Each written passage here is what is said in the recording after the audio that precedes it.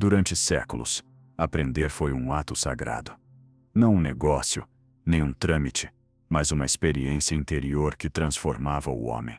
Nas primeiras civilizações, a educação não tinha preço porque não tinha dono. O saber era transmitido como um fogo de mestre a discípulo, de pai a filho, de sábio a aprendiz. Na Grécia, os ensinamentos de Sócrates ou Platão não eram vendidos, eram compartilhados como um bem espiritual. Mas com o passar do tempo, esse fogo foi sendo encerrado entre muros de pedra e depois entre cifras. O conhecimento, que antes libertava, começou a ser medido, avaliado e finalmente vendido. Foi o início de uma transformação silenciosa. A educação deixou de ser uma busca pela verdade para se tornar um instrumento de ascensão social. E quando o saber se converteu em moeda, nasceu a dívida educacional. Tudo começou no século XIX, com a expansão do capitalismo industrial. As fábricas precisavam de operários alfabetizados, não de filósofos. As nações queriam funcionários obedientes, não pensadores livres. Assim nasceu a escola moderna, um sistema desenhado para formar trabalhadores, não indivíduos. A educação se transformou em uma máquina de produção de mão de obra. Nesse contexto, estudar deixou de ser um direito espiritual e se converteu em um investimento econômico. Quem estudava não o fazia por amor ao conhecimento, mas pela promessa de um salário. Aprender já não era descobrir o mundo, era comprar um bilhete para sobreviver dentro dele. Mas a verdadeira mudança chegou no século XX, quando o sistema financeiro viu na educação um novo campo de exploração.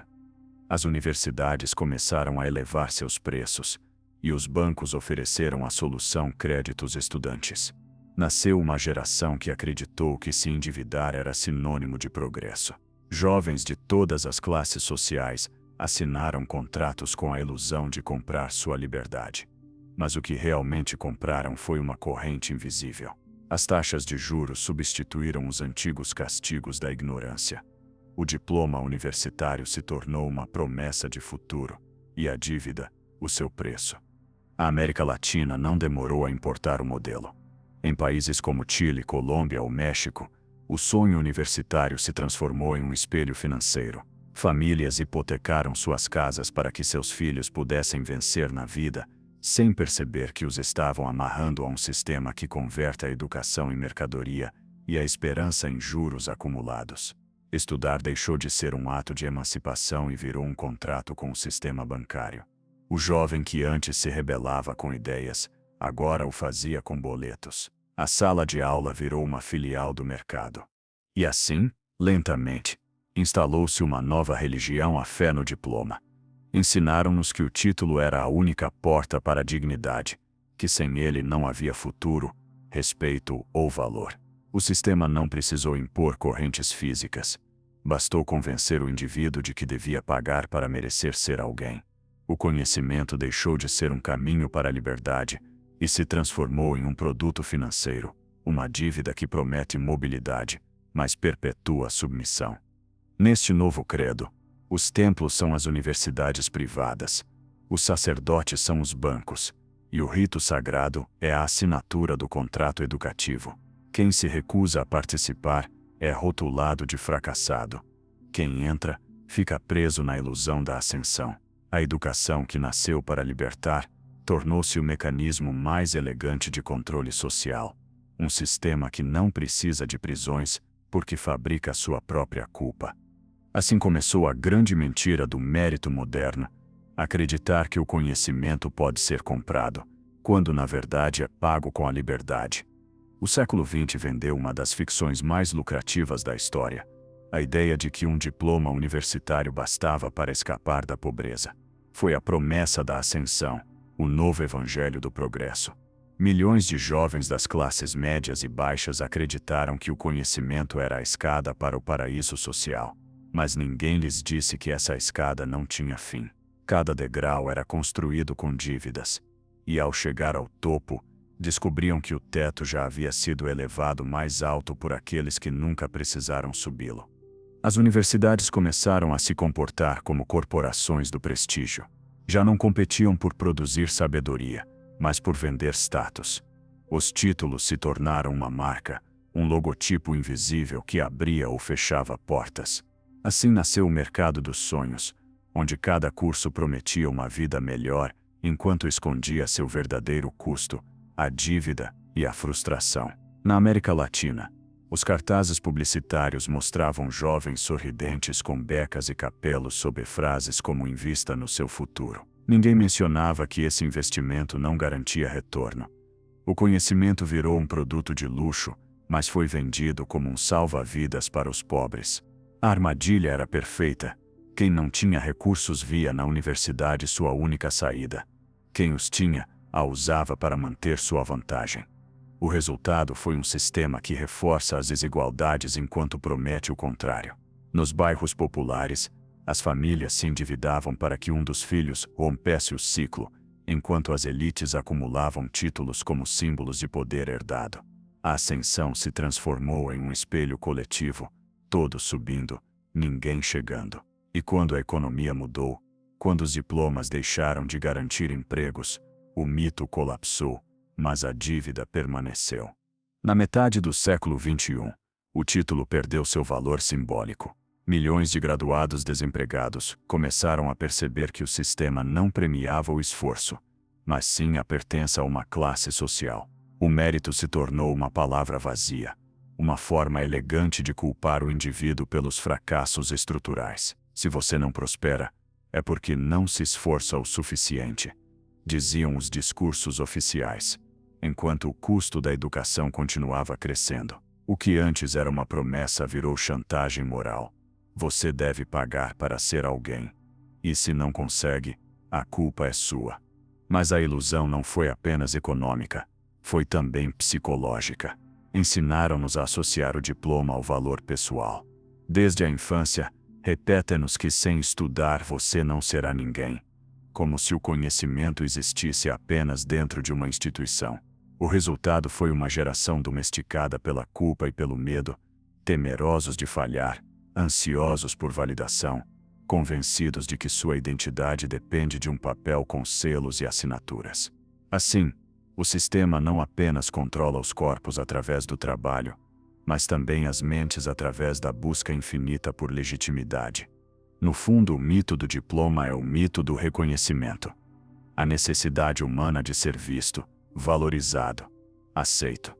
O sistema compreendeu isso e o explorou com precisão cirúrgica. O diploma tornou-se o espelho onde a sociedade busca seu reflexo de sucesso, embora por trás dele haja apenas dívida, frustração e silêncio. A educação deixou de libertar o homem da ignorância e começou a aprisioná-lo ao desejo de validação. Fomos educados para competir, não para compreender, para ascender, não para despertar. E assim, sem perceber, o conhecimento deixou de ser uma força interior e se converteu em um troféu brilhante, caro e vazio. O mito da ascensão não se sustentou apenas com palavras. Por trás dele, existia uma aliança silenciosa entre o Estado, os bancos e as universidades. Um pacto invisível que transformou a educação em um dos negócios mais lucrativos do século moderno. O que começou como uma promessa de mobilidade, tornou-se um sistema de reprodução de desigualdade, administrado na linguagem do mérito. A armadilha era simples: convencer o cidadão de que o progresso dependia exclusivamente de seu esforço, enquanto as regras do jogo eram desenhadas para mantê-lo endividado.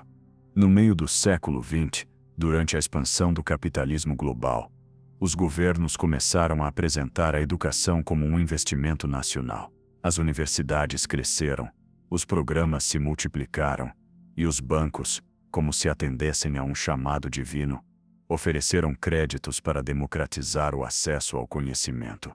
O que ninguém dizia é que esse acesso tinha preço, e que seria pago por décadas. O conhecimento foi hipotecado. O que antes era uma aspiração coletiva, tornou-se um negócio financeiro. A educação pública se enfraqueceu. As universidades privadas se expandiram, e o mercado do crédito cuidou do resto. Em países como os Estados Unidos, o modelo atingiu proporções monstruosas. Jovens de 22 anos com dívidas impagáveis para o resto da vida. O sonho americano se transformou no sonho do banco. Na América Latina, O processo foi mais sutil, mas igualmente cruel. Os governos, pressionados por organismos internacionais, começaram a reduzir os gastos com educação pública, promovendo a ideia de que a liberdade de escolha justificava o crescimento das universidades privadas. O que parecia autonomia era, na verdade, a transferência da responsabilidade social para o indivíduo. Se fracassar, é culpa sua. Se endividar, foi sua escolha. O sistema havia encontrado a forma perfeita de dominar sem impor. Assim nasceu a pedagogia do crédito. Não se tratava apenas de aprender história ou ciências, mas de internalizar a lógica do mercado, aprender a se endividar, a investir em si mesmo, a transformar cada esforço em uma transação. O estudante deixou de ser aprendiz e se tornou cliente. Já não buscava sabedoria, mas rentabilidade. O valor de um curso não se media pelo conhecimento, mas pelo salário prometido depois. E quando essa promessa não se cumpria, o fracasso recaía sobre o indivíduo, não sobre o sistema. A educação tornou-se o espelho do capitalismo, endividar-se para pertencer, pagar para existir. Enquanto isso, o Estado desempenhava seu papel em silêncio. Não como protetor, mas como garantidor do sistema financeiro. As políticas públicas foram orientadas a subsidiar créditos, não a educação. Na Colômbia, Chile, Peru ou México, programas estatais ofereceram empréstimos brandos a estudantes pobres, apresentando-os como oportunidades históricas. Mas, na verdade, esses empréstimos eram correntes de seda, pareciam nobres, mas prendiam com a mesma força. O banco e o governo tornaram-se sócios do mesmo negócio: vender esperança a crédito. Por trás de cada discurso sobre o progresso nacional escondia-se uma contabilidade moral. Os jovens não eram vistos como cidadãos em formação, mas como ativos financeiros. As universidades, como empresas. O conhecimento como produto que devia gerar retorno. E o fracasso, como falha de gestão pessoal. Assim, o sistema se blindou de qualquer crítica. Se você se endivida, é por ambição. Se não paga, é por irresponsabilidade. Se não prospera, é porque não merece. O mérito se tornou o escudo do poder. E enquanto as elites multiplicavam seus privilégios, a classe média se transformava em seu próprio carrasco, acreditando que a dívida era o preço justo por um futuro melhor. O discurso do mérito funcionou como um feitiço, transformou a injustiça em moral e a desigualdade em destino. Ensinaram-nos a admirar aquele que venceu sozinho, sem dizer que ninguém ascende sem uma estrutura que o sustente. Por trás de cada história de sucesso, há um sistema que a permitiu, por trás de cada fracasso, um sistema que o fabricou. O mais perverso do pacto entre Estado, bancos e universidades é que ele conseguiu converter a dívida em virtude. Glorificou-se o estudante que se sacrificava, que trabalhava à noite para pagar as parcelas, que suportava o peso de uma promessa que nunca se realizaria. A sociedade aplaudiu seu esforço, mas não questionou a estrutura que o condenava, porque quanto mais o cidadão se endivida, mais dócil se torna. Um povo endividado não protesta, trabalha. Não questiona, agradece. Não pensa em transformar o sistema, pensa em pagar a próxima fatura. Assim, o conhecimento perdeu seu poder emancipador e se tornou a nova forma de servidão moderna. Não se impõe com chicotes, mas com contratos. Não com correntes, mas com assinaturas. Não com medo físico, mas com medo financeiro. O Estado, a banca e a academia construíram uma máquina perfeita, um sistema que vende liberdade enquanto produz dependência. E como toda grande farsa histórica, fizeram isso em nome do progresso. Se nos séculos passados se educava com dogmas, hoje se educa com dívidas. A nova moral do conhecimento não é ensinada em sala de aula, mas nos boletos de pagamento. Na era do crédito, o estudante aprende uma lição invisível: não basta estudar, é preciso pagar para merecer. O que parece uma transação econômica é, na verdade, uma pedagogia espiritual. Cada parcela que vence, cada juro que cresce, é uma lição silenciosa sobre obediência, medo e culpa. O sistema não apenas endivida corpos, ele doutrina consciências. O crédito educacional ensina sem palavras. Ensina a aceitar a precariedade como mérito, o excesso como virtude, o cansaço como medalha. Desde o primeiro dia de aula, o estudante é treinado para pensar em termos de retorno, risco e rentabilidade. Já não estuda para compreender, mas para não decepcionar a dívida. Seu objetivo não é o conhecimento, mas a sobrevivência. Aprende que o valor de sua existência se mede por sua capacidade de pagar. E quando o trabalho não chega, ou o salário não basta, ele não culpa o sistema, culpa a si mesmo. Assim opera o novo mecanismo de controle, culpabilizar o endividado pela estrutura que o oprime. Nos últimos anos, as universidades se tornaram templos do esforço individual. Celebram a superação, a resiliência e o sacrifício, mas silenciam sobre o custo psicológico que isso implica. O jovem endividado se torna um ser dividido por um lado, um idealista que quer aprender e crescer. Por outro, um prisioneiro do cálculo econômico, vive em permanente contradição. Ama o que estuda, mas odeia o preço que paga por fazê-lo. Sonha com liberdade, mas sua mente está hipotecada. Nesse abismo interior nasce a pedagogia da culpa, a crença de que todo fracasso é pessoal, mesmo quando é estrutural. Essa culpa não é apenas econômica, é existencial. O estudante que não consegue pagar sente vergonha. A sociedade o marca como irresponsável, como se não ser solvente fosse uma falha moral. E assim, a dívida se torna uma forma de domesticação emocional. Não é preciso castigo físico, basta a ansiedade de dever. A dívida ensina disciplina, silêncio, docilidade. Quem deve não protesta, não duvida, não questiona. Torna-se previsível. O medo da dívida molda seu comportamento. O treina para ser um trabalhador obediente e grato, mesmo diante da injustiça. O sistema descobriu algo mais eficaz que a repressão à autocensura. Quando o indivíduo internaliza a culpa, já não é necessário vigiá-lo. Ele se vigia. Ajusta seus sonhos ao tamanho de sua dívida, reduz suas ambições ao limite de sua solvência. A dívida não rouba apenas o futuro econômico, rouba a imaginação. O jovem deixa de perguntar quem quero ser e passa a perguntar quanto preciso ganhar para pagar. A criatividade é substituída pela urgência, a paixão pela obrigação. O que antes era uma busca interior se converte em uma corrida pela estabilidade. Assim, a dívida alcança o que séculos de dominação não conseguiram educar a alma para a submissão voluntária. No fundo, esse modelo não forma profissionais, forma devotos. A educação contemporânea tem seu próprio credo. Acredite no mérito, pague a dívida e agradeça a oportunidade. Quem ousa questionar é chamado de ingrato ou fracassado.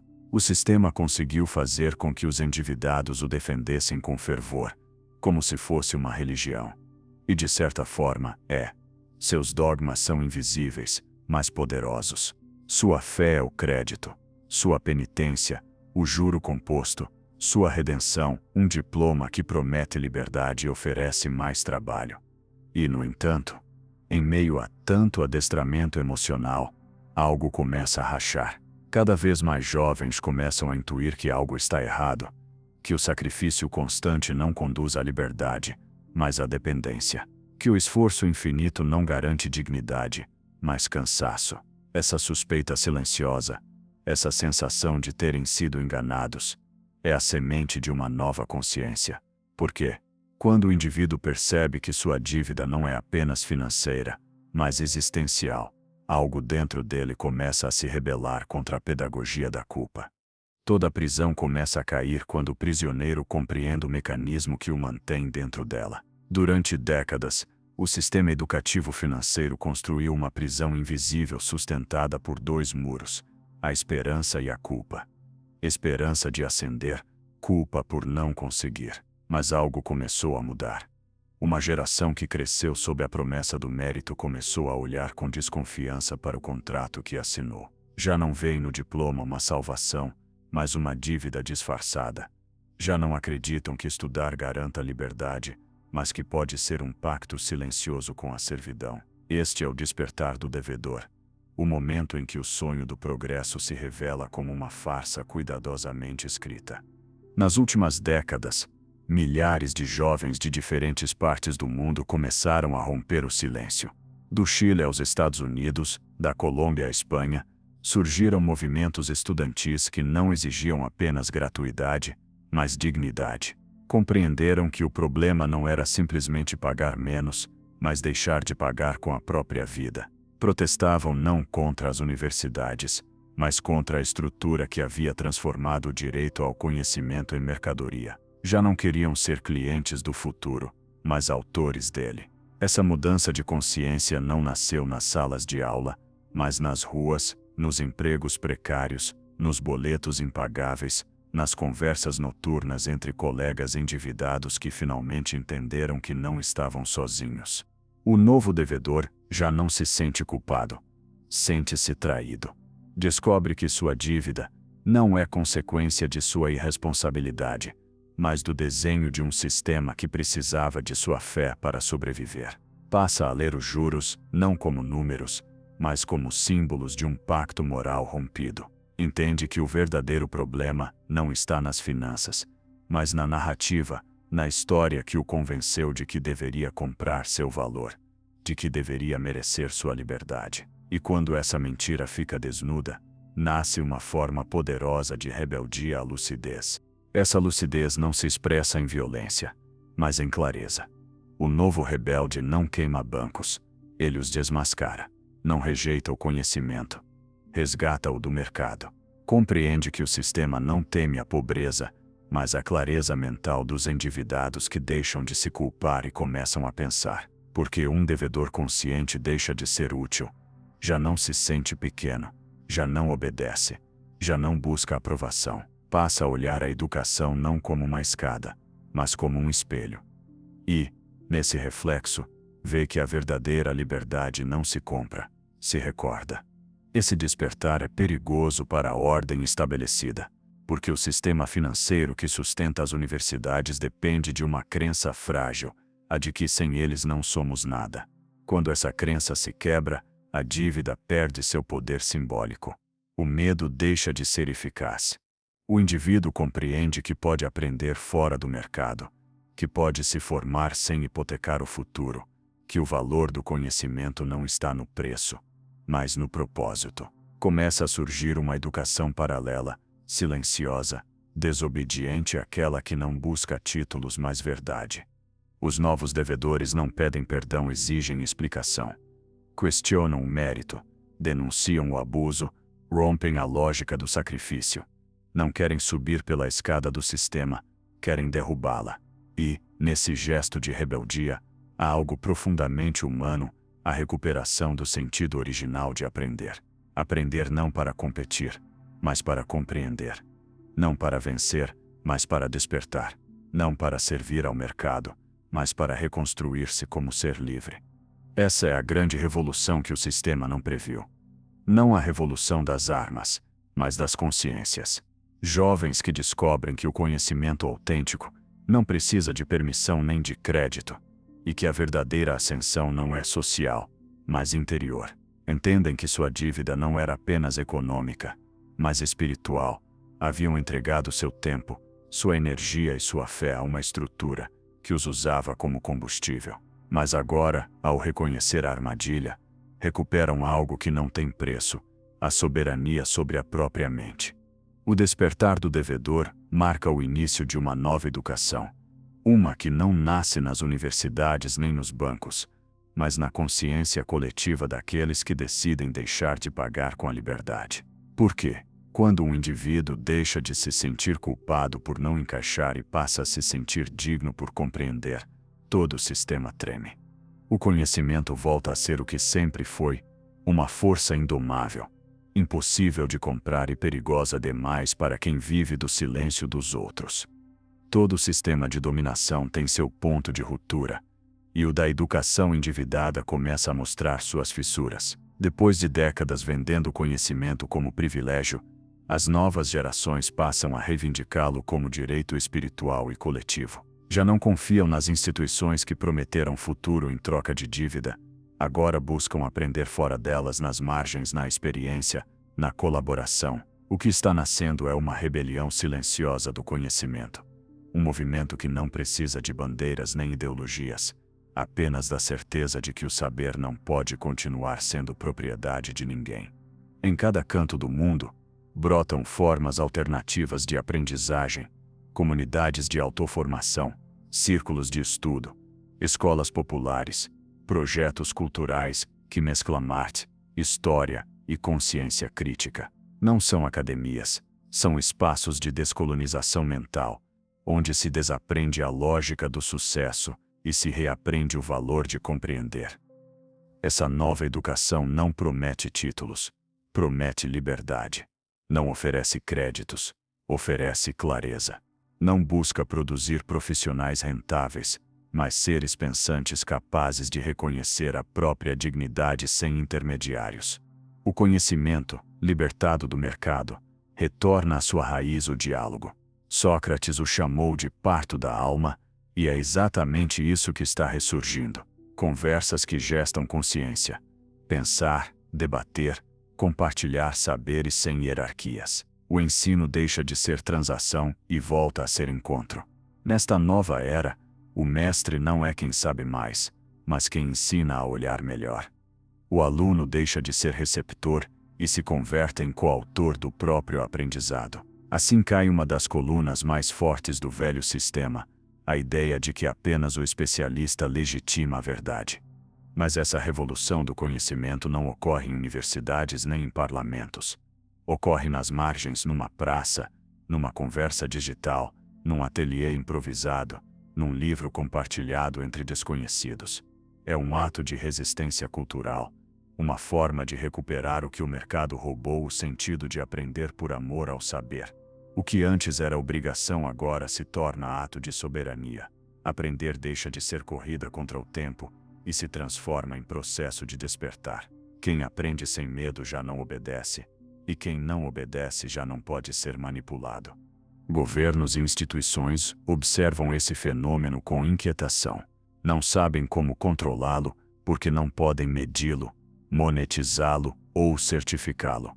O conhecimento livre escapa de suas métricas e de suas tarifas. Não cabe em planos de estudo, nem em planilhas. Por isso é perigoso. Porque, quando um povo começa a se educar sem depender do sistema, torna-se ingovernável pelo medo. Passa a formar seu próprio critério. E critério é a forma mais subversiva de liberdade. Esse novo paradigma educativo não se sustenta em edifícios, mas em vínculos humanos. Aprende-se com quem sabe, e com quem duvida, com quem ensina e com quem escuta. A sala de aula já não tem paredes, e o mestre não tem patente. Nessa revolução, o conhecimento volta a circular como corrente viva, não como mercadoria. A palavra substitui o contrato.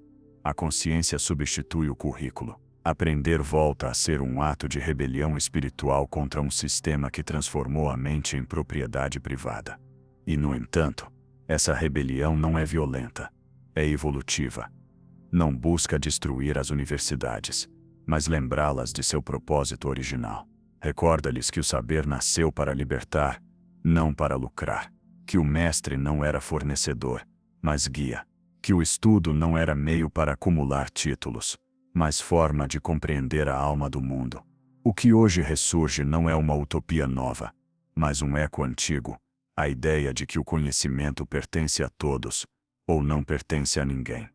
A verdadeira revolução educativa não está ocorrendo nos ministérios, mas na consciência coletiva, em cada indivíduo que deixa de estudar por medo e começa a aprender por sentido. Em cada jovem que rejeita o dogma do sucesso e escolhe o caminho do significado. Em cada voz que ousa dizer: não quero ser rentável, quero ser livre. E talvez esse seja o ato mais revolucionário de nosso tempo. Reapropriar-nos do conhecimento como forma de emancipação interior. Como uma energia que não se compra nem se vende, mas se compartilha. Porque, quando o saber deixa de servir ao poder e volta a servir à alma, a dívida se dissolve, o medo se extingue e a educação recupera seu destino original, formar seres humanos despertos, não consumidores agradecidos. Quando um sistema começa a rachar, o primeiro a mudar não são as leis, mas as crenças. O velho mundo se sustentava sobre uma ideia profundamente arraigada: tudo tem um preço. Do conhecimento à dignidade, da saúde à educação, tudo podia ser comprado, financiado, hipotecado.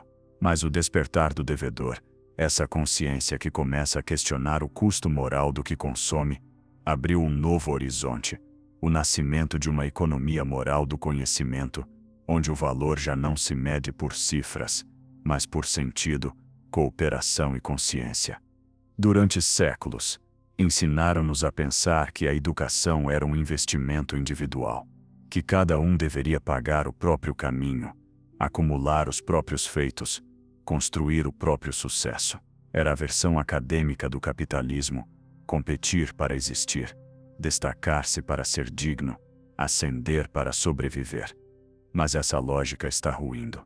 Hoje, mais pessoas compreendem que o conhecimento não floresce na competição, mas na colaboração, que aprender é um ato social, não um privilégio privado. Que a riqueza não está no título, mas na capacidade de compartilhar o que se sabe. Essa é a semente de uma nova economia da alma. Um sistema em que o conhecimento deixa de circular como mercadoria e passa a circular como energia social. Em comunidades, projetos locais, redes de aprendizagem aberta e movimentos que priorizam o bem comum sobre o lucro. Não se trata de abolir o dinheiro, mas de redefinir o valor. Porque, quando o saber se compartilha sem interesse, o benefício não desaparece, multiplica-se. O capital deixa de ser financeiro e se torna humano. Os antigos economistas falavam em capital social para se referir às redes de confiança e cooperação entre indivíduos. Mas o que emerge agora é algo mais profundo: capital moral. É a riqueza que surge quando as pessoas se educam para contribuir, e não apenas para consumir. Quando o conhecimento não é usado para competir, mas para curar, construir, ensinar, libertar. É uma forma de economia invisível, baseada em reciprocidade e propósito, que desafia os fundamentos do capitalismo acadêmico. Nessa nova economia moral, a educação deixa de ser ferramenta de mobilidade social e se converte em instrumento de transformação coletiva. Os saberes deixam de ser classificados por utilidade laboral e passam a ser organizados por impacto humano. Aprender filosofia, história ou arte já não é visto como luxo improdutivo, mas como forma de fortalecer a consciência comum. Porque um povo educado em profundidade não é mais rentável, é mais livre. E esse é o verdadeiro perigo para os sistemas de controle: uma população que pensa com critério próprio, não com dívida alheia. As universidades tradicionais observam essa mudança com desconcerto. Não sabem como se adaptar a um mundo onde os títulos já não são símbolos de poder, mas de sujeição. Em contraste, surgem escolas paralelas, plataformas de conhecimento aberto, projetos culturais comunitários, espaços onde a educação não se mede em créditos nem semestres, mas na profundidade do entendimento. Ali, a avaliação não é numérica, é ética. Não se pergunta quanto você sabe, mas o que faz com o que sabe. Nesse contexto, o próprio trabalho muda de significado. Já não basta produzir. Importa por que se produz e a quem serve o que se produz. Novos pensadores sociais falam de uma ética do propósito, um modo de viver em que o valor não se extrai, mas se cria em comunidade. A antiga equação da economia, trabalhar para pagar, começa a ser substituída por outra, mais humana: criar para compartilhar. O conhecimento volta a ser raiz de sentido, não ferramenta de dominação. E embora esse novo paradigma esteja apenas germinando, seu potencial é revolucionário. Porque, quando o saber se usa para unir e não para competir, destrói o alicerce mais profundo da velha ordem à escassez. O sistema educativo tradicional se baseava na ideia de que o conhecimento era limitado, que deveria ser guardado, que apenas alguns poderiam acessá-lo. Mas essa ilusão se desfaz. Quanto mais se compartilha, mais cresce. Quanto mais se aprende, mais livres nos tornamos. A verdadeira abundância não está nos bancos, mas nas mentes despertas que decidem compartilhar sem pedir permissão. No entanto, nem tudo nessa nova economia é idealismo. Ela enfrenta batalhas concretas, porque cada ato de liberdade cognitiva desafia interesses gigantescos, bancos que vivem de empréstimos estudantes, universidades que comercializam prestígio, governos que administram ignorância. Por isso, essa revolução não será televisionada nem aprovada. Acontecerá no silêncio, em pequenas comunidades que reescrevem o significado do sucesso. Ali, o triunfo não se mede em cifras, mas em consciência coletiva alcançada. Essa nova moral econômica não busca destruir o sistema, mas lembrá-lo de que a riqueza real nunca foi o dinheiro, e sim a capacidade de transformar o mundo pelo pensamento.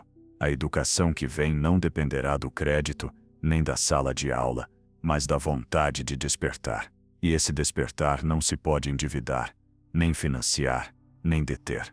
Por quê? Quando os seres humanos voltam a valorizar o que não tem preço, a sabedoria, a empatia, a verdade, a velha ordem do mercado estremece. E, nesse tremor, o conhecimento recupera seu lugar sagrado, não como meio para ganhar, mas como caminho para reconciliar-nos com o que somos. O novo sistema não será de devedores nem de consumidores, mas de consciências interconectadas, que entendem que a educação, no fim das contas, não era um gasto, mas a forma mais pura de liberdade. Há momentos na história em que a humanidade parece despertar de um longo sono, momentos em que o que antes parecia natural, obedecer, pagar, competir, calar, revela-se como construção artificial. O século XXI vive um desses despertares, uma revolução silenciosa da consciência, um renascimento que não surge das universidades nem dos governos, mas da mente coletiva que começa a lembrar que o conhecimento não é poder quando se compra, e sim quando se compreende. Esse renascimento não ocorre em laboratórios nem em parlamentos. Ocorre na mente do indivíduo que se atreve a pensar por si mesmo, a duvidar do relato oficial, a romper o feitiço da obediência intelectual. Durante séculos, a educação serviu para domesticar a mente e fabricar consenso. Mas agora, as fendas do sistema revelam sua estrutura, um edifício sustentado por medo, dívida e promessas vazias. E é justamente dessas fendas que brota a lucidez. Os novos pensadores, artistas docentes e jovens inconformados, não buscam destruir a escola, mas libertá-la do dogma do desempenho e do fetiche do título. Entendem que educar não é instruir, é despertar, que ensinar não é encher, é acender. A lucidez torna-se, assim, o ato mais subversivo de todos, porque quem compreende deixa de ser manipulável. Esse renascimento não é um projeto acadêmico, é uma transformação espiritual. As pessoas começam a descobrir que pensar profundamente é uma forma de resistência e que a consciência é o último território que o mercado ainda não pode colonizar. Num mundo saturado de informação e vazio de sabedoria, deter-se para refletir é um ato de rebelião. A nova educação não busca produzir trabalhadores eficientes, mas almas conscientes capazes de discernir entre o verdadeiro e o útil, entre o que liberta e o que escraviza. Nesse novo cenário, o conhecimento deixa de ser privilégio de elites para tornar-se linguagem comum, ponte entre gerações, ferramenta de transformação moral. Ruas, redes e espaços culturais se enchem de diálogos antes impensáveis. Jovens que questionam o sentido do sucesso, professores que renunciam à autoridade e ao dogma, comunidades que decidem educar-se mutuamente. Cai o muro que separava o sábio do aprendiz, o mestre do estudante. O que emerge é um novo humanismo, uma educação horizontal, em que todos aprendem com todos. Este é o verdadeiro renascimento, não tecnológico nem institucional, mas espiritual. Um retorno à origem, onde o conhecimento não busca dominar, e sim compreender. Esse renascimento da lucidez também tem dimensão política. Quando o cidadão começa a pensar criticamente, deixa de ser recurso do Estado e converte-se em consciência autônoma. Já não aceita discursos prontos, estatísticas manipuladas, heróis de papelão. Descobre que o poder político se alimenta de ignorância emocional e que um povo lúcido não precisa de salvadores, mas de princípios. Por isso, as instituições temem mais uma mente desperta do que 1000 manifestantes. A lucidez não grita, desmonta as mentiras por dentro. E essa é sua força mais perigosa. Contudo, esse despertar não está isento de dor.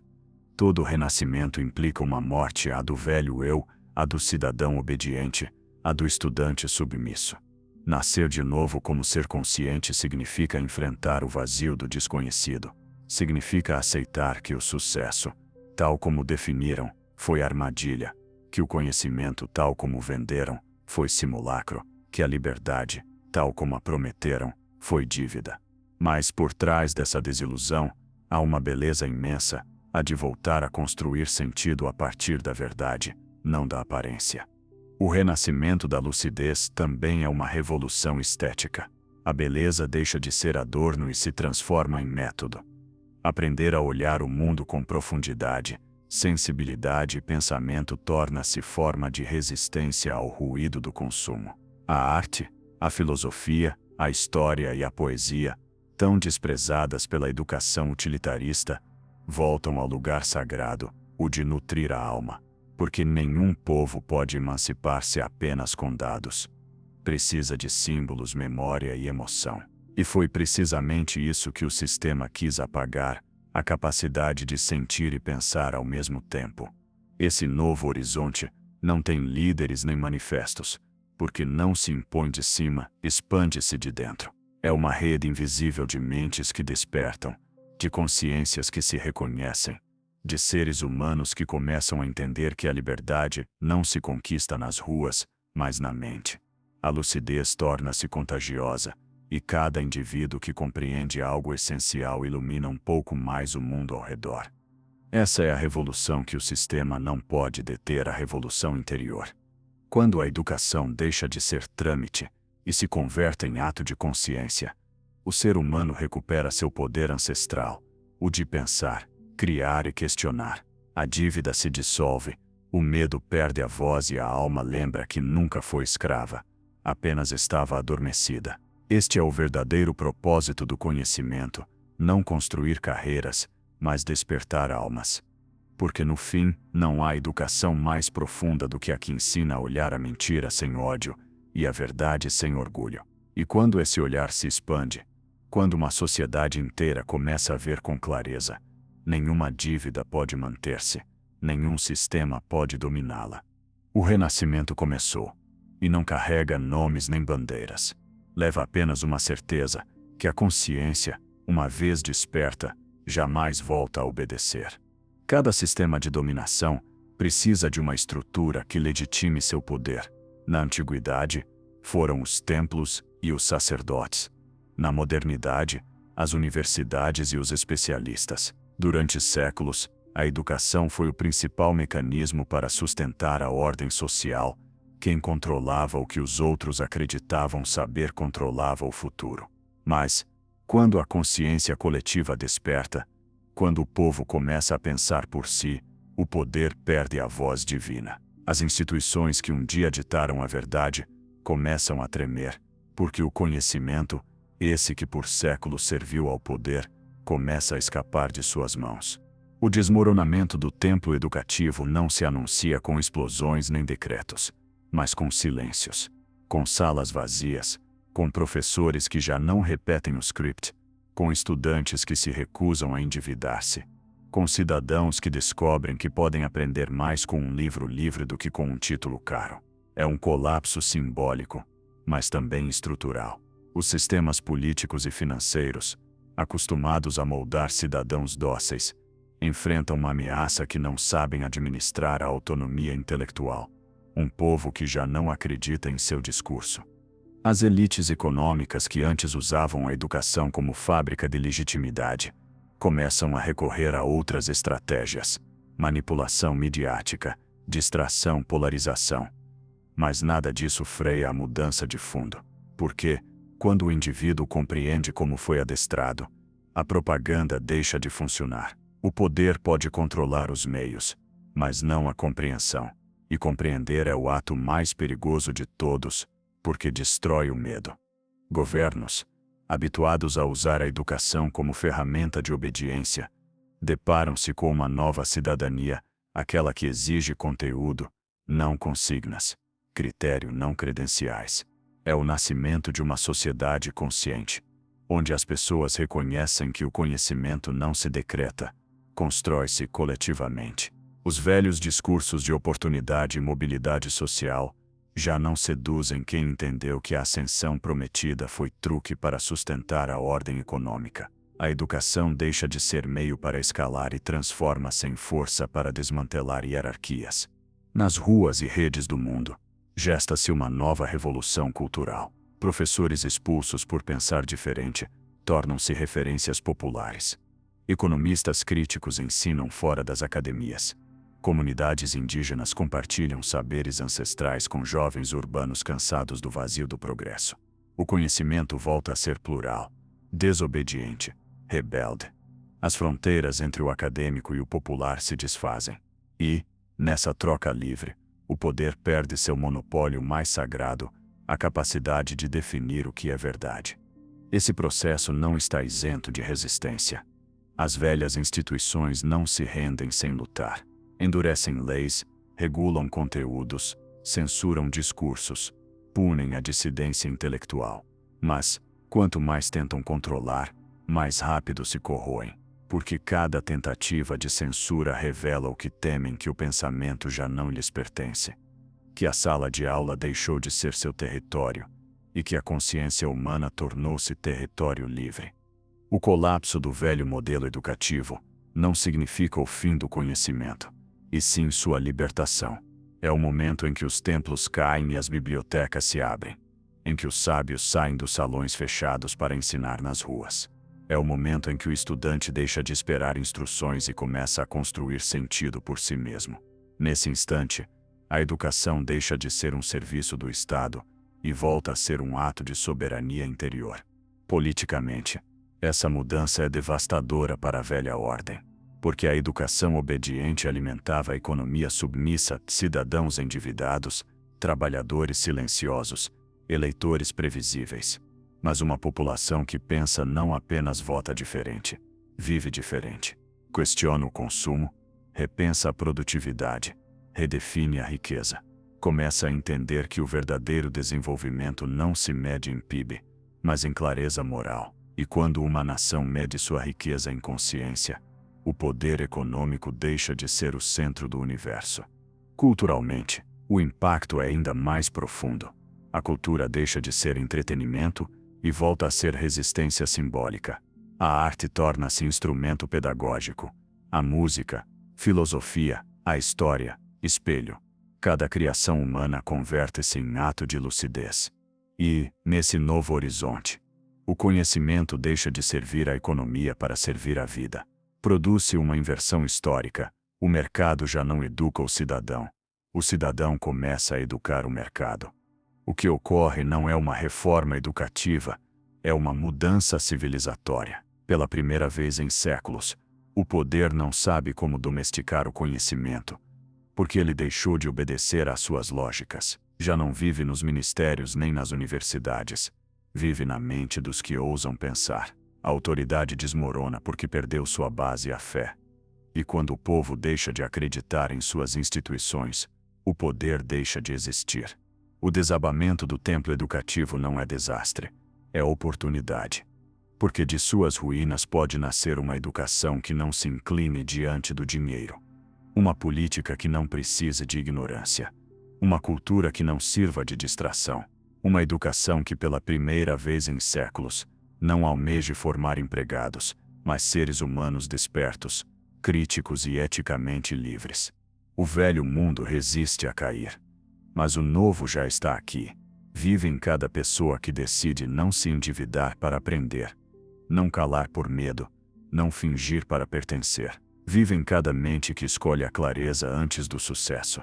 Vive em cada alma que compreende que o conhecimento, em sua forma mais pura, é o ato mais revolucionário que existe. Durante séculos, o mérito foi a nova fé do mundo secular.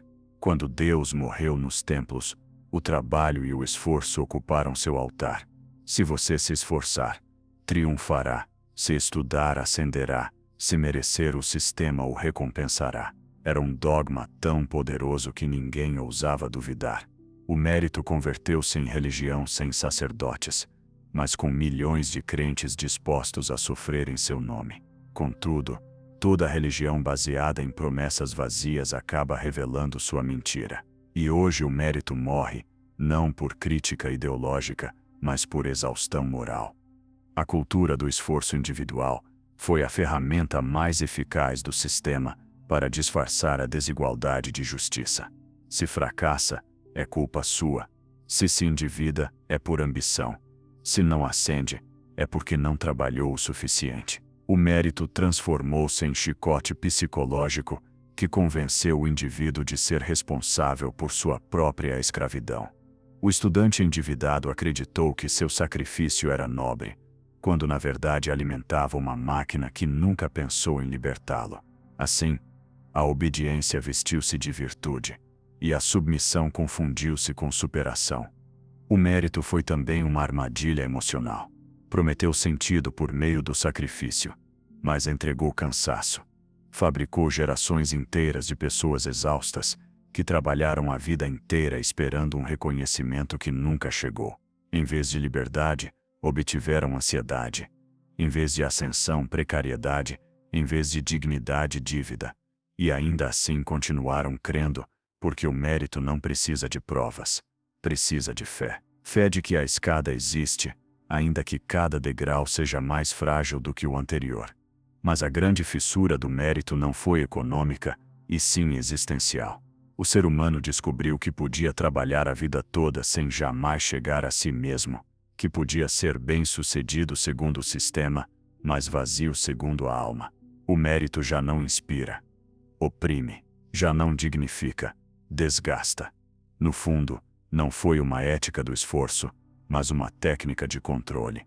Porque nada é mais rentável para o poder do que um povo que trabalha por orgulho próprio, sem perceber que o sistema manipulou o significado do esforço. Hoje, no limiar de um novo tempo, as gerações começam a rebelar-se contra esse dogma. Questionam a ideia de que valem pelo que produzem, de que seu esforço deve servir ao crescimento de outros, de que sua dignidade depende de resultados. O mérito desvanece, e com ele, o mito do progresso linear. Nasce uma nova ética, a do sentido compartilhado. Em vez de esforçar-se para subir, busca-se crescer para compreender. Em vez de competir, coopera-se. Em vez de sacrificar-se por sucesso, trabalha-se por propósito. O mérito, como religião moderna, morre como nasceram as antigas, entre os escombros de sua própria contradição. E em sua queda, abre espaço para algo que o sistema não pode controlar: o valor interior do ser humano, aquele que não precisa de validação externa, nem de recompensa material. Quando o mérito deixa de ser Deus, o homem volta a ser livre. Durante séculos, o trabalho foi a coluna vertebral da civilização. Das aldeias medievais às fábricas do século XIX, a humanidade construiu sua identidade em torno da ideia de produzir. Trabalhar não era apenas meio de vida, era o eixo moral da existência. Quem não trabalha, não come, diziam os antigos códigos religiosos e os manifestos industriais. O trabalho não apenas dava sustento, dava sentido. Era a forma de pertencer, de ser reconhecido, de existir diante dos outros. Mas, com o tempo, essa nobreza transformou-se em condenação. O que um dia foi criação converteu-se em exploração ritualizada. O que foi ofício virou dívida. O trabalho, em sua forma moderna, deixou de ser atividade humana e se converteu em identidade imposta. O século XX elevou o trabalho à categoria de religião civil. As fábricas eram os templos, os relógios, os sinos e os gerentes, os sacerdotes do sacrifício. A cada dia, milhões marchavam ao altar da produtividade, crendo que seu valor se media pelo rendimento. Os governos falaram em pleno emprego como se fosse salvação coletiva. Os sindicatos lutaram por dignidade. Mas dentro do mesmo paradigma, trabalhar era viver, e não trabalhar, um pecado social. Ninguém ousava imaginar um mundo além do trabalho, porque o trabalho era a medida da moralidade. No entanto, algo começou a quebrar, quando o esforço deixou de produzir estabilidade. As gerações que estudaram e se endividaram para conseguir segurança, descobriram que o emprego já não garantia nada, nem bem-estar, nem tempo, nem sentido. A classe média, que um dia se sentiu protegida, começou a se desfazer entre contratos temporários, sobrecarga emocional e ansiedade crônica. O trabalho perdeu seu poder redentor e mostrou seu verdadeiro rosto, o de um sistema que consome o indivíduo até esvaziá-lo de propósito. O século XXI inaugurou uma era de paradoxos. Nunca a humanidade trabalhou tanto e descansou tão pouco. O progresso técnico prometeu libertar-nos, mas apenas mudou o tipo de correntes, as do relógio pelas do desempenho, as do operário pelas do profissional endividado. Hoje, o trabalhador moderno não usa uniforme, e sim estresse. Não obedece ao capataz, mas ao algoritmo. E, no entanto, permanece preso ao mesmo dogma, acreditar que seu valor depende de sua utilidade. O trabalho tornou-se o novo campo de batalha da identidade. Ensinaram-nos a nos definir pelo que fazemos, não pelo que somos. A primeira pergunta de uma conversa social é uma sentença invisível. Em que você trabalha? Não se pergunta pelo ser, mas pela função. A profissão substituiu a alma. E assim, sem perceber, deixamos que a lógica do mercado colonizasse até mesmo nossa linguagem interior. O descanso virou culpa, o ócio, suspeita, a contemplação, perda de tempo. Fomos educados para servir, não para existir.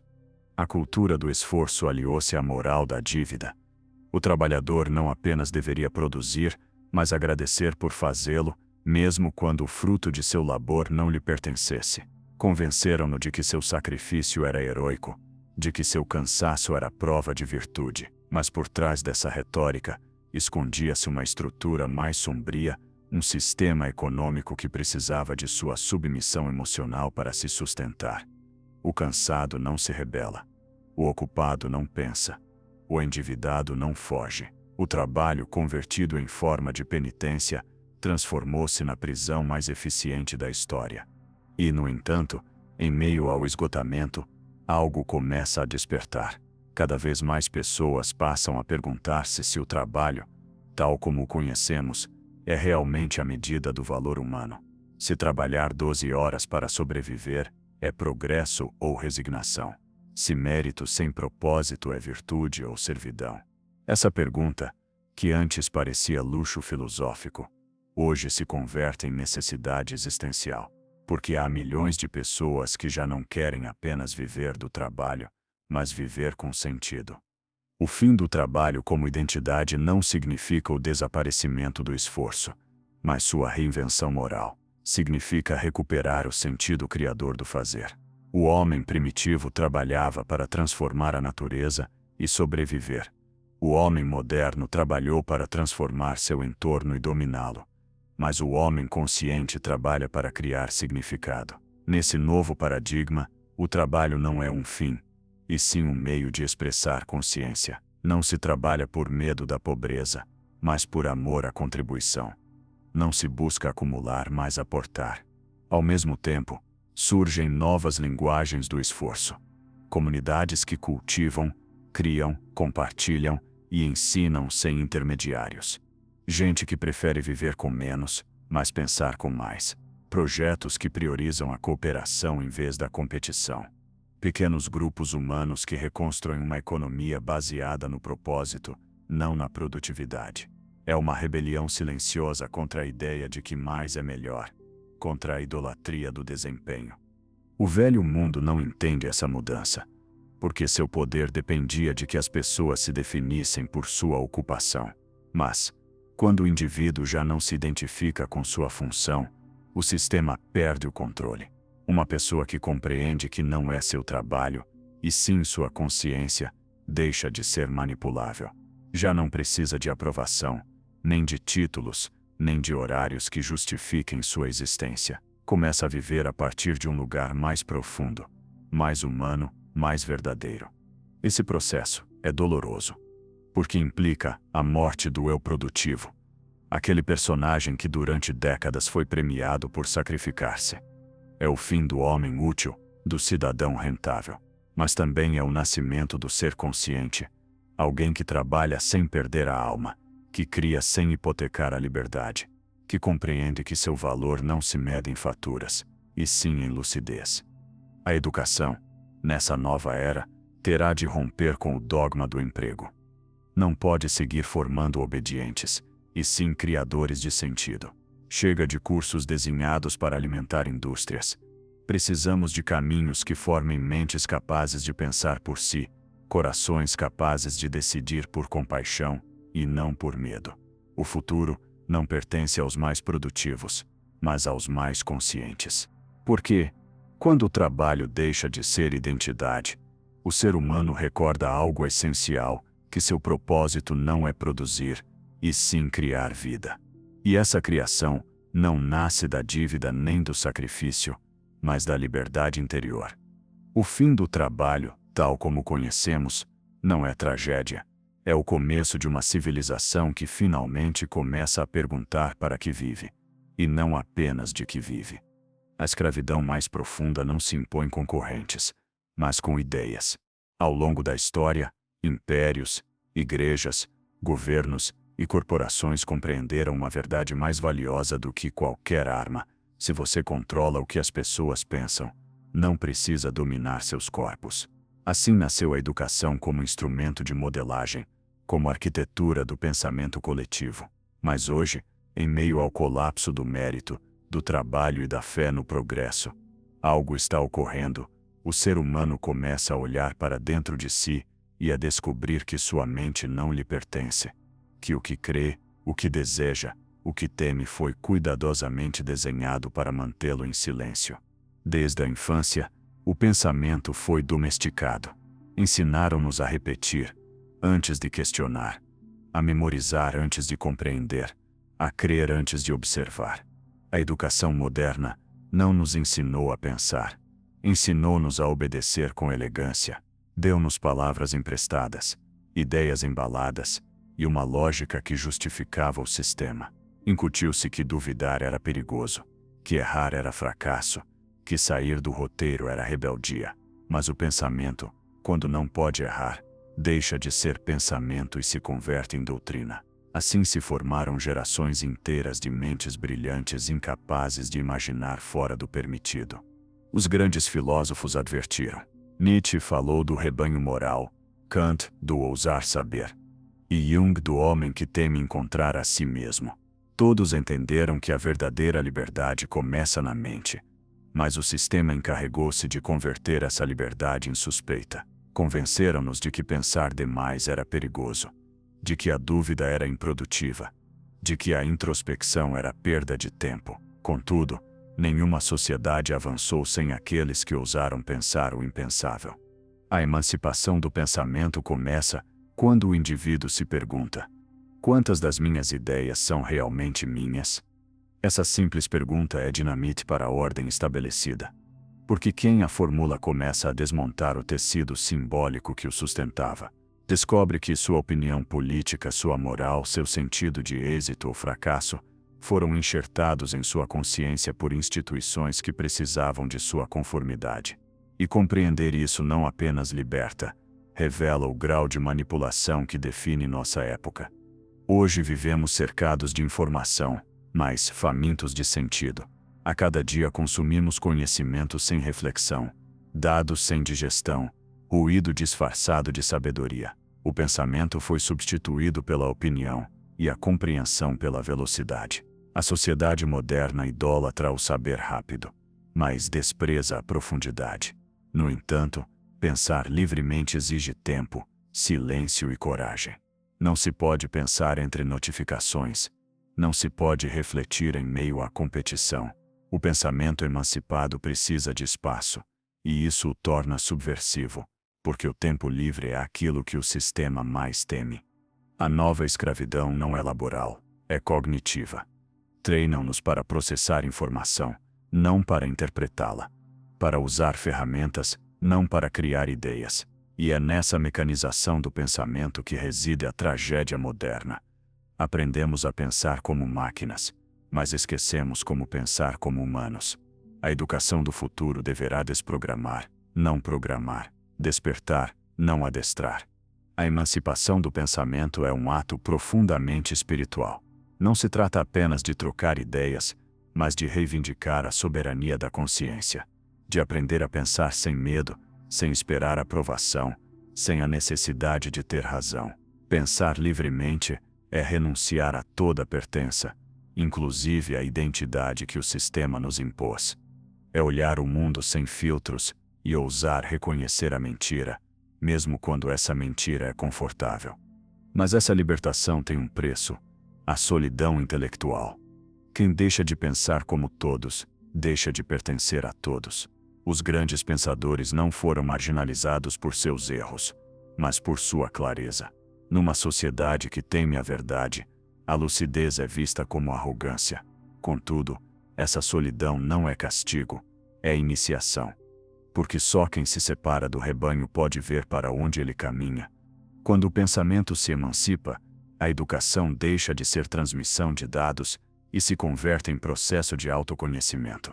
Pensar já não é repetir o aprendido, mas descobrir o verdadeiro. A filosofia volta a ter sentido, não como disciplina acadêmica, mas como prática vital, uma maneira de olhar o mundo com profundidade, compaixão e crítica. E assim, pouco a pouco, o pensamento livre começa a construir uma nova humanidade, aquela em que a inteligência não se mede por diplomas, mas pela capacidade de discernir o essencial. O novo pensador não precisa de templos nem cátedras, precisa de coragem, porque pensar com liberdade é um ato político, moral e espiritual. É dizer ao poder: não creio em teus dogmas. É dizer ao mercado: não aceito tua versão da realidade. É dizer à sociedade: minha consciência não está à venda. Essa é a verdadeira revolução do século XXI. Uma humanidade que começa a pensar sem permissão. E quando isso ocorre, o sistema treme, porque já não enfrenta massas desinformadas, mas indivíduos lúcidos. Já não tem consumidores, mas consciências. E nenhum império sobrevive quando o povo decide pensar por si. Pensar livremente é o princípio de toda a emancipação, mas também o fim de toda manipulação. Por isso, o sistema teme o pensamento mais do que a pobreza, mais do que o protesto, mais do que a rebelião. Porque a mente, uma vez libertada, não pode voltar a ser domesticada. Durante tempo demais confundimos educação com instrução, conhecimento com acumulação, sabedoria com eficiência. Fizeram-nos crer que aprender era encher a mente de conceitos, passar em exames, repetir verdades alheias. Mas o que se perdeu nesse processo foi justamente o mais essencial: a alma do aprendizado. Essa centelha interior que não busca saber para dominar, mas compreender para viver.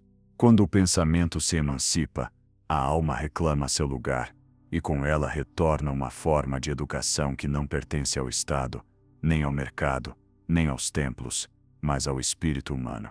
Desde as civilizações antigas, o conhecimento foi considerado sagrado. No Egito, na Grécia, na Índia ou nas culturas pré-colombianas, o aprendizado não se separava da transformação interior. Ensinava-se ao discípulo a conhecer-se antes de conhecer o mundo. Conhece-te a ti mesmo e conhecerás o universo, dizia a inscrição do Templo de Delfos. Mas a modernidade apagou essa sabedoria. Convertimos a educação numa fábrica de especialistas sem alma, numa linha de produção em que o importante não era entender-se, mas servir.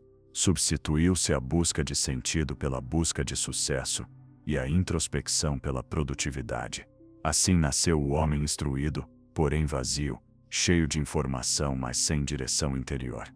A educação da alma começa quando compreendemos que o conhecimento exterior, por vasto que seja, não pode preencher um coração desorientado. Podemos conhecer todos os sistemas econômicos, dominar todas as técnicas, memorizar todas as teorias. Mas, se não entendemos quem somos, seguiremos analfabetos da alma. A educação moderna ensinou a conquistar o mundo, mas não a governar a própria mente. E um ser que não se conhece pode ser instruído, mas nunca livre. A alma não aprende com dados. Aprende com experiência. Não com diplomas, mas com silêncio. Não com competição, e sim com compreensão. A alma aprende quando sofre, quando ama, quando observa, quando se detém. É nos momentos de crise, de perda ou de assombro que a consciência realmente desperta. Nenhum livro ensina isso, porque o verdadeiro mestre não está fora, mas dentro. Por isso, a educação do futuro não será a das universidades mais avançadas, e sim a dos seres humanos que sabem escutar a si mesmos. Educar a alma exige desaprender. Desaprender o medo do erro, a obsessão pela aprovação, o hábito de comparar-se, a necessidade de provar valor. Significa soltar as narrativas que nos impuseram. Você tem que ser alguém, tem que conseguir algo, tem que chegar longe. A sabedoria da alma não se mede em distâncias, mas em profundidade. E essa profundidade começa quando o indivíduo deixa de buscar respostas nos sistemas e passa a recordar sua própria voz. A alma não busca sucesso, busca a verdade. E a verdade, quando compreendida, liberta. Por isso, uma educação da alma não produz empregados nem crentes, produz seres humanos conscientes, difíceis de manipular. A alma educada não se ajoelha diante de ideologias nem de mercados, porque entende que nenhuma autoridade externa pode lhe dar o que já possui dentro. Esta é a liberdade que o sistema teme, a do indivíduo que não precisa de permissão para pensar, nem de títulos para existir. Educar a alma é também reconciliar-se com o mistério. Aceitar que há coisas que não se podem medir nem possuir. Que a sabedoria nem sempre se explica. Sente-se. Que a beleza ensina, que a dor transforma, que o silêncio revela. Nessa compreensão, a educação volta a ser uma viagem interior, não uma corrida. Uma viagem em que cada experiência é mestra, e cada instante, uma lição. A alma não busca certezas, busca a presença, a capacidade de estar aqui, de olhar sem filtros, de viver com consciência plena. As escolas do futuro, se ainda podemos chamá-las assim, não terão carteiras nem exames. Serão espaços de diálogo, de contemplação, de serviço, lugares onde se ensine a meditar, a discernir, a criar e a amar, onde inteligência emocional, ética, compaixão e sabedoria valham tanto quanto lógica ou técnica. Porque uma sociedade que não educa sua alma está condenada a repetir seus erros, não importa quantos avanços alcance. E talvez esse seja o destino de nossa época. Redescobrir que o conhecimento mais valioso não está nos laboratórios nem nos livros, mas na consciência desperta do ser humano. Quando um indivíduo compreende sua própria mente, deixa de ser peça do sistema e converte-se em criador do mundo. Essa é a meta última de toda a educação. Não formar servos da economia, mas mestres de si mesmos. A alma educada não busca dominar, mas harmonizar. Não busca ganhar, e sim compreender. Não busca acumular, e sim entregar. Seu saber não escraviza, liberta. E, quando uma sociedade inteira se educa a partir da alma, nasce uma nova civilização. Uma que não vive do medo nem da dívida, mas do reconhecimento interior. Porque, no fim, a ignorância mais perigosa não é não saber ler, mas não saber olhar para dentro. E a verdadeira sabedoria não consiste em saber tudo, mas em viver coerente com aquilo que se compreendeu. Educar a alma é recordar o que sempre soubemos, que a liberdade não se ensina, desperta-se. Houve um tempo em que a humanidade sabia por que vivia. As civilizações antigas não separavam o trabalho do propósito, nem o conhecimento da alma, nem a técnica da ética. Cada ato humano tinha um sentido, uma direção interior, uma conexão invisível com o todo.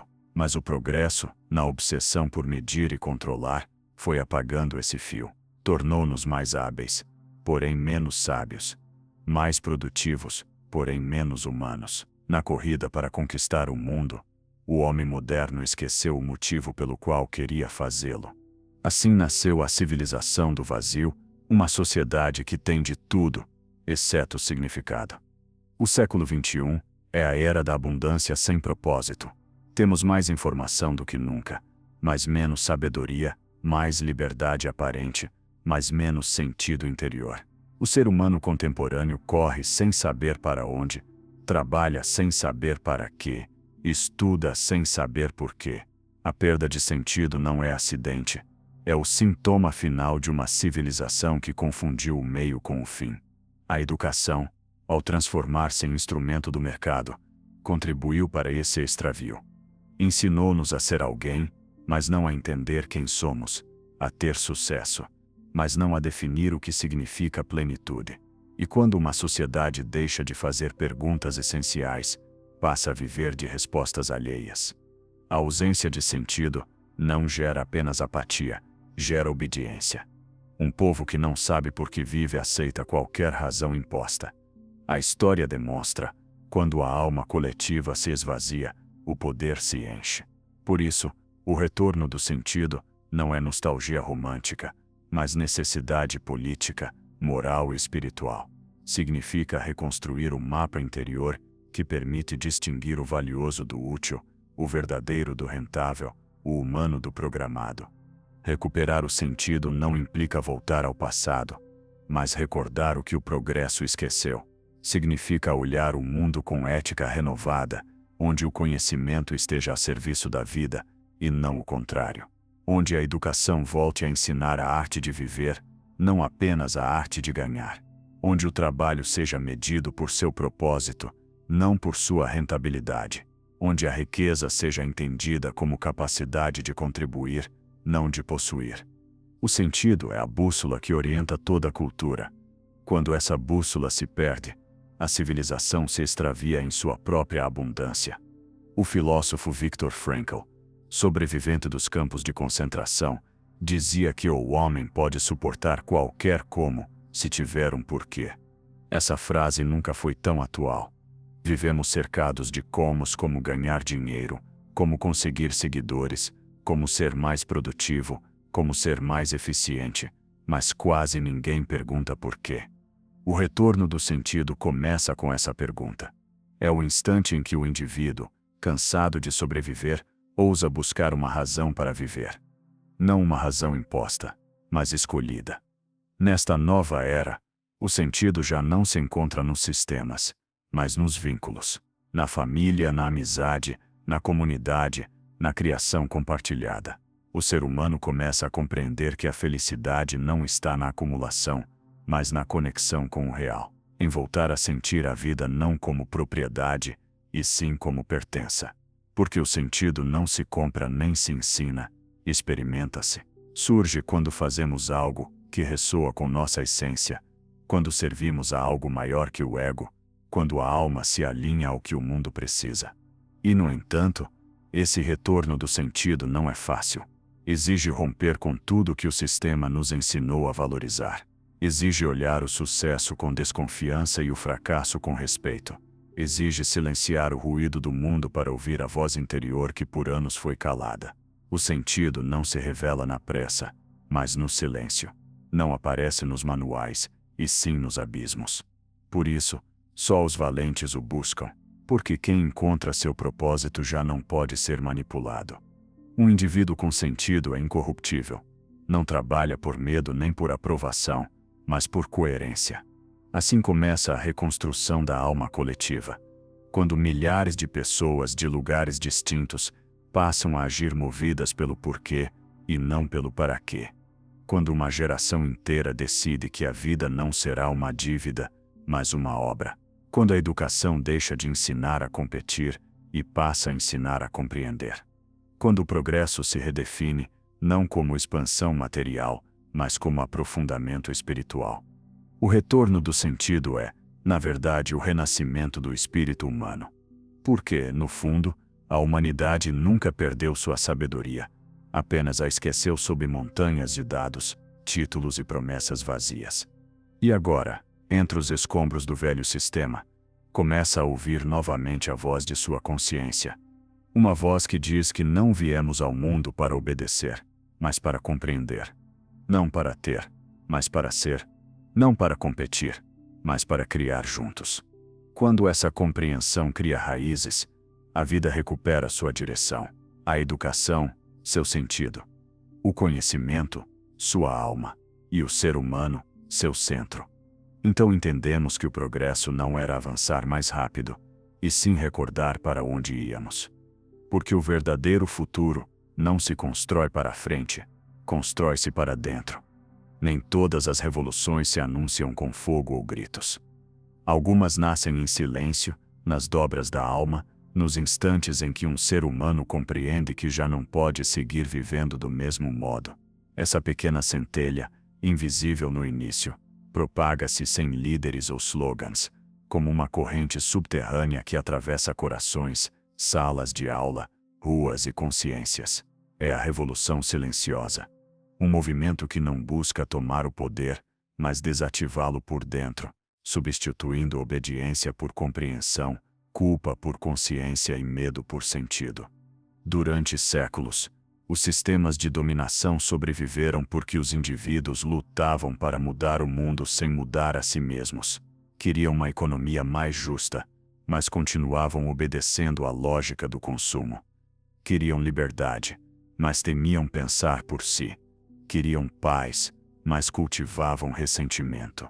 O verdadeiro mudança não ocorreu porque ninguém se atrevia a olhar para dentro. Mas agora, depois do colapso do mérito, do trabalho e da fé cega no progresso, algo diferente acontece. O ser humano gira o olhar para seu interior. E esse giro, embora silencioso, é mais perigoso para o poder do que qualquer revolução política. Porque, quando um indivíduo começa a transformar-se de dentro para fora, deixa de ser previsível. Já não responde aos estímulos do medo, nem às promessas de recompensa. Já não se deixa manipular por propaganda nem por culpa. Descobre que a liberdade não se conquista fora, e sim dentro. E que nenhum sistema pode escravizar quem compreendeu o próprio valor. Esta é a essência da revolução silenciosa, a emancipação interior como o ato político mais radical de nossa era.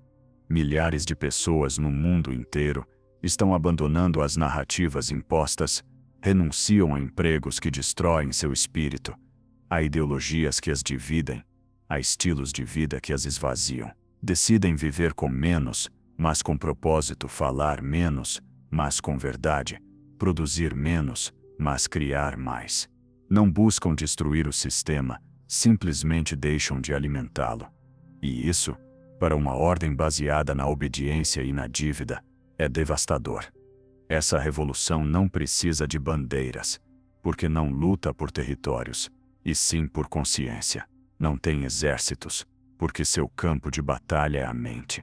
Não tem mártires, porque sua vitória não é morrer, e sim viver desperto. É uma revolução sem ruído, mas com direção. Toda vez que um professor ensina a pensar, em vez de repetir, toda vez que um jovem escolhe a verdade antes do sucesso, toda vez que um trabalhador recusa vender a alma por um salário, toda vez que alguém decide escutar a si mesmo antes de obedecer, essa revolução avança. A história sempre pertenceu aos que ousaram pensar diferente. Sócrates bebeu cicuta por questionar a ignorância coletiva. Galileu foi condenado por olhar além do permitido. As mulheres que exigiram educação foram chamadas de perigosas. Hoje, os novos rebeldes não empunham armas, e sim lucidez. Não querem dominar o outro, mas libertar-se do auto-engano. Sua revolução é moral, emocional e espiritual. E por isso, é imparável. O sistema não sabe enfrentar essa insurgência invisível. Pode censurar discursos, mas não pensamentos. Pode encarcerar corpos, mas não consciências. Pode controlar os meios, mas não o silêncio interior. Porque o silêncio de uma mente lúcida é mais poderoso do que 1000 discursos. Ali, nesse espaço íntimo em que o indivíduo se reconcilia com sua própria verdade, nasce a mudança mais temida, o fim da manipulação psicológica de massas. A revolução silenciosa não busca destruir instituições. Busca torná-las desnecessárias. Uma sociedade de indivíduos conscientes não precisa ser governada pelo medo, porque se autogoverna com sabedoria. Não precisa ser controlada por leis injustas, porque se rege pela ética interior. Não precisa de religiões impostas, porque recuperou a espiritualidade que habita sua própria existência. Essa é a utopia que o sistema não pode permitir uma humanidade madura.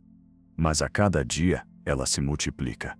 Nas margens, nos ateliês, nos grupos de leitura, nas salas de aula alternativas, nas comunidades que compartilham conhecimento sem hierarquias.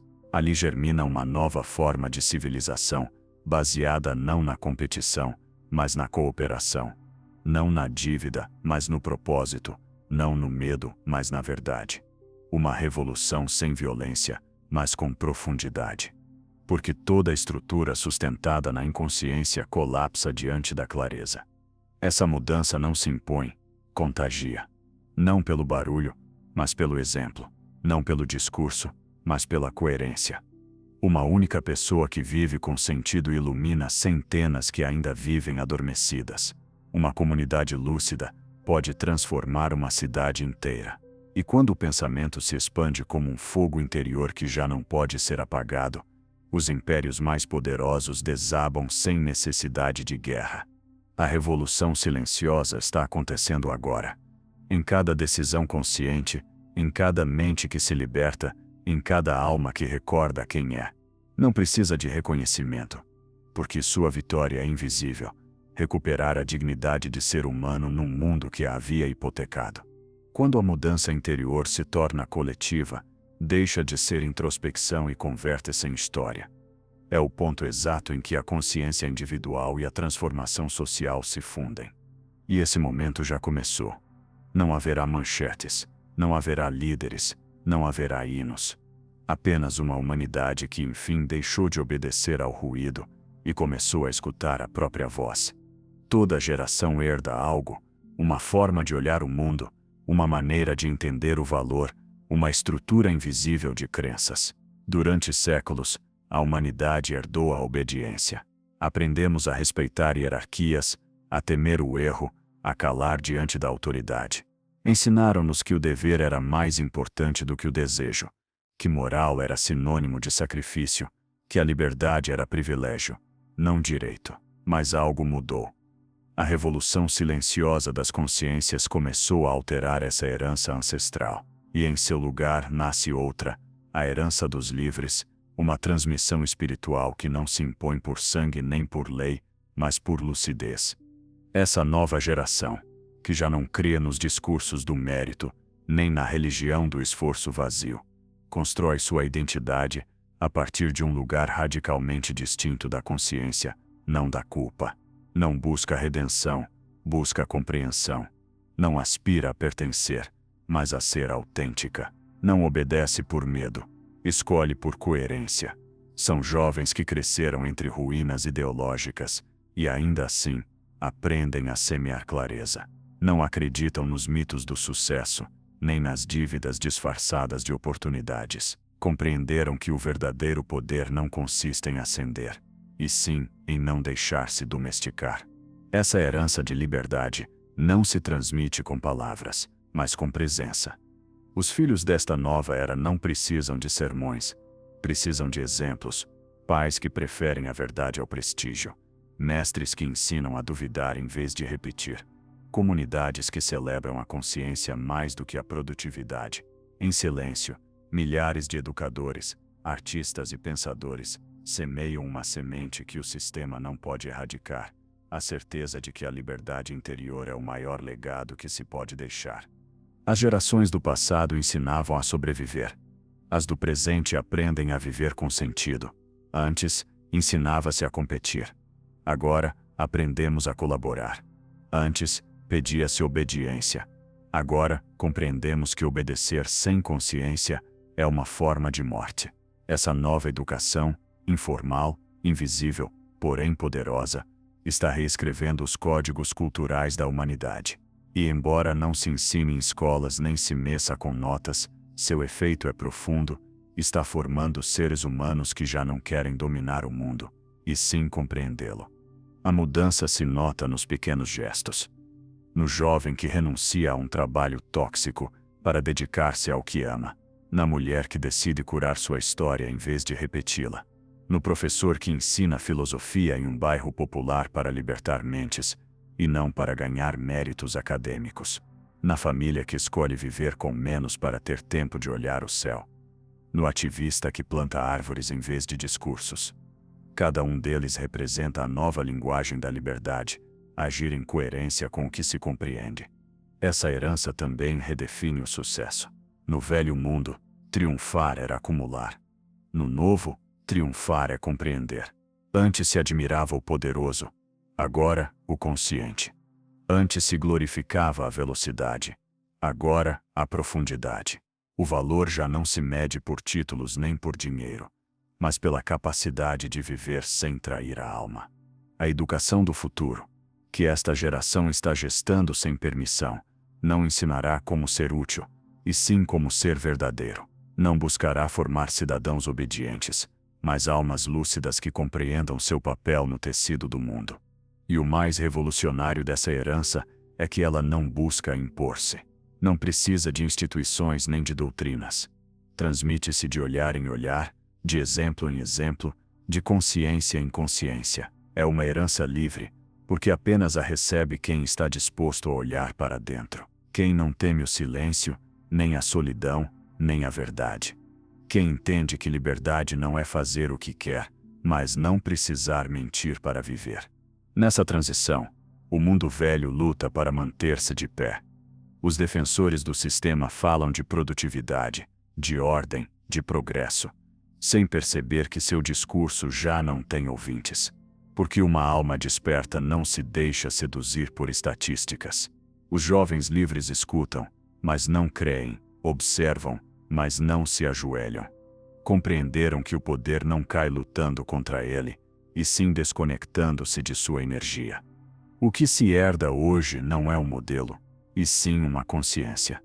Uma nova forma de olhar a existência, mais simples, mais profunda, mais humana.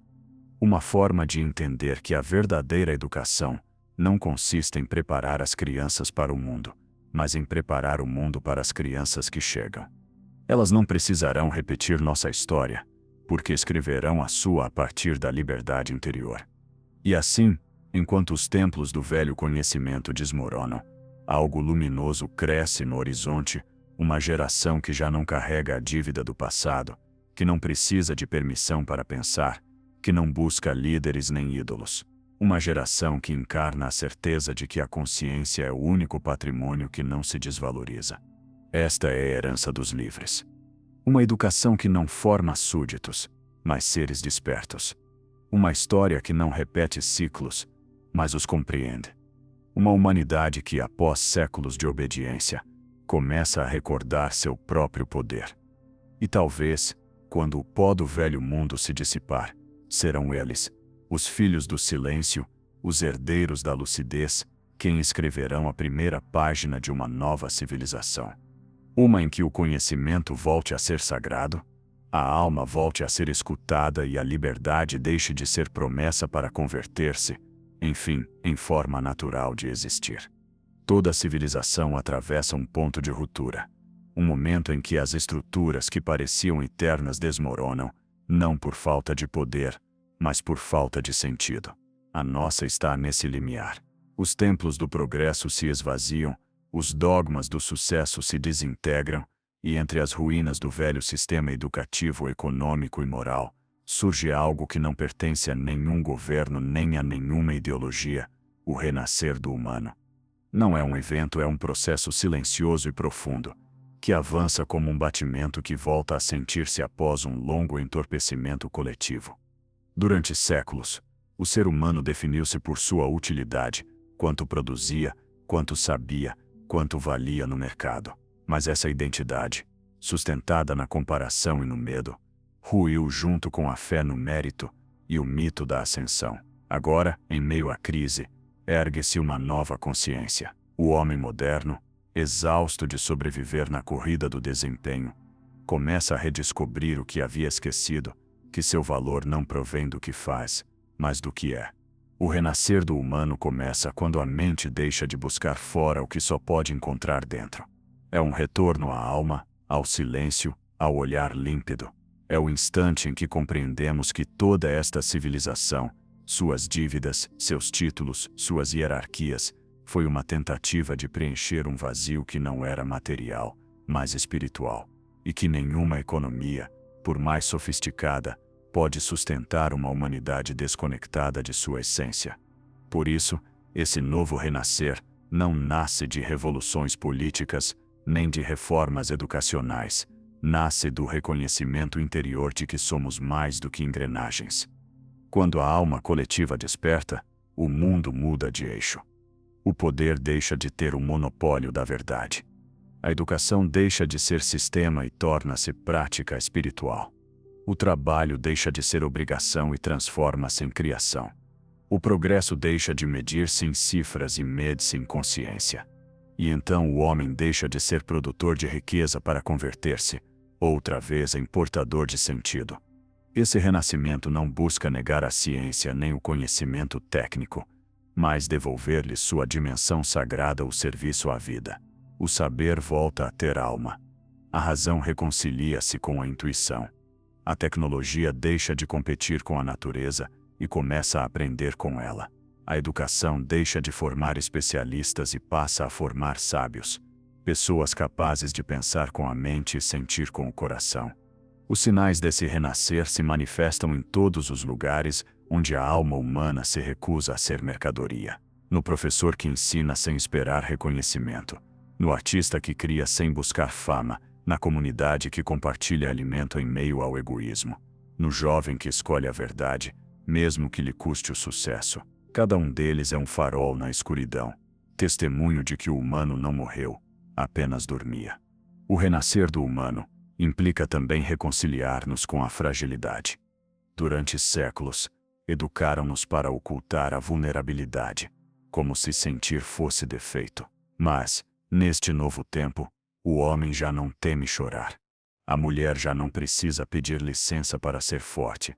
E a humanidade inteira começa a entender que sensibilidade não é fraqueza, mas sabedoria encarnada. Quando reconhecemos nossa vulnerabilidade, deixamos de competir e começamos a cuidar. Cuidar da vida, do outro, da terra. A compaixão torna-se o novo idioma do progresso. Esse renascimento é também um retorno ao assombro.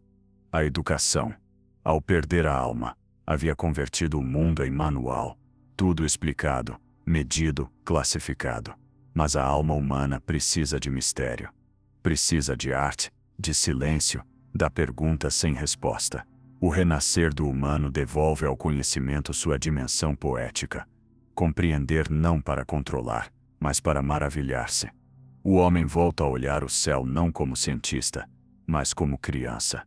E essa criança interior, curiosa, livre, consciente, é o verdadeiro símbolo do novo mundo que nasce. As sociedades do futuro serão construídas por esses novos seres humanos, menos arrogantes, mais sábios, menos ambiciosos, mais conscientes, menos dependentes dos sistemas, mais enraizados em sua essência. Não precisarão de governos paternalistas nem de religiões coercitivas, porque sua bússola moral será interna. Não viverão para acumular, mas para experienciar.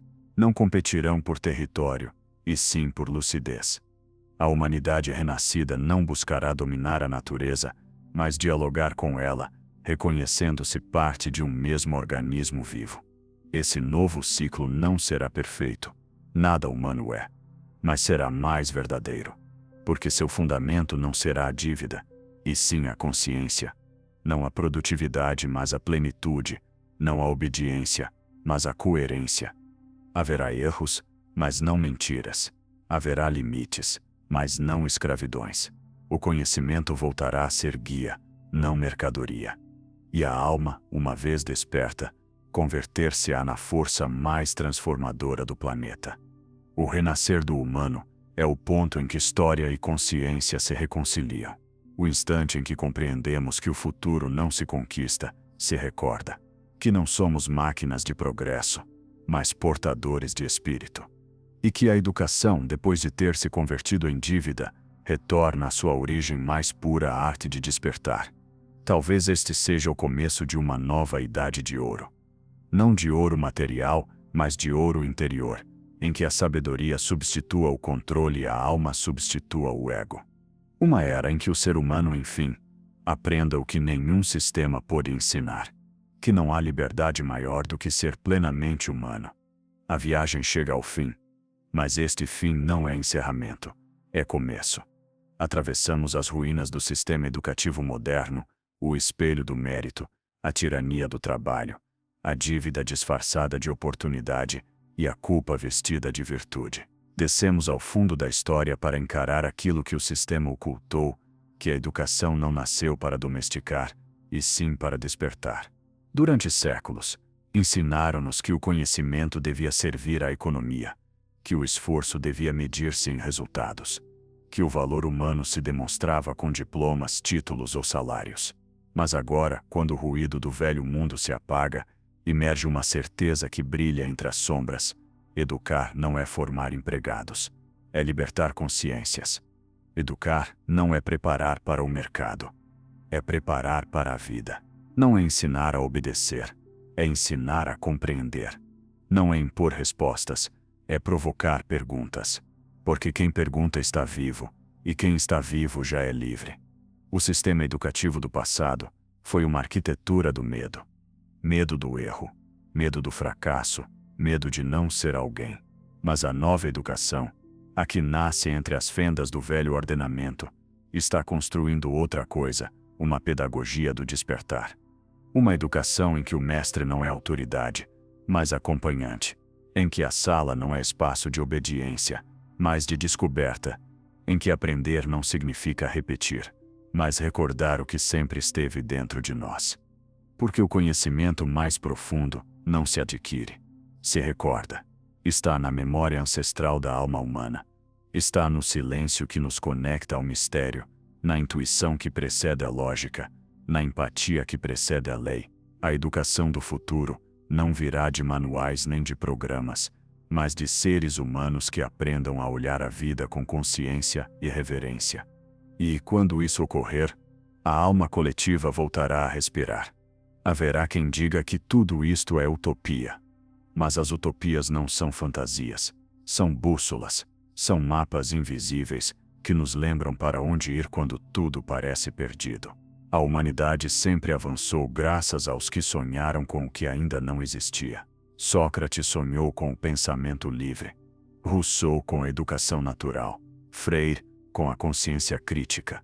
Hoje, sonhamos com algo maior, uma educação que devolva ao ser humano sua alma. No futuro, as escolas não serão feitas de tijolos, mas de vínculos.